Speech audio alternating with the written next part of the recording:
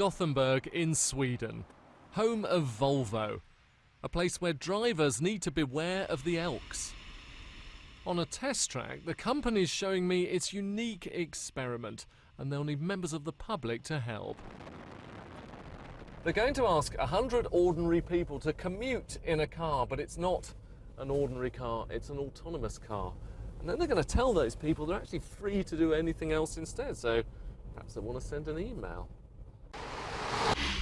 From the track to the evening commute, where next year Gothenburg's 100 volunteers will be driverless on specially picked roads. That's roads with no cyclists or pedestrians, and bearing in mind it's Sweden, no snow. The computer needs to see the white lines. About as hands-free as you can get, the man in charge of the technology told me what would happen in an emergency.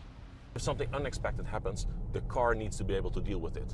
We cannot count on the driver to immediately take over, so the car will be able to detect it and it will slow down in order to prevent an accident. So the car's going to do that? It's not going to suddenly shove control back to the driver? No, the driver may be sitting, relaxed, reading. We cannot count on him or her to intervene immediately, so the car has to do it. Things look a bit different in the UK. There are 4 major projects. In Milton Keynes, public transport pods will eventually use the pavements to shuttle people between the shops and the station.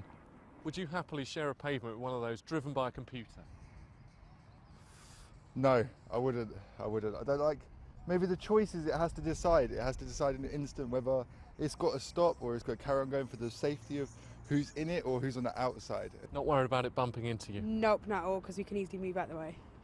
In the US, Google is leading the way in driverless testing, 1 million miles and counting. But they've just had their first crash where the computer was at least partly to blame. Experts describe a future straight out of a science fiction novel. You're going to see this technology in forklift trucks, in ports, on fields, down mines. It's the same stuff, and that for me is extremely interesting, that this technology is not just about transport, it's about all things that move.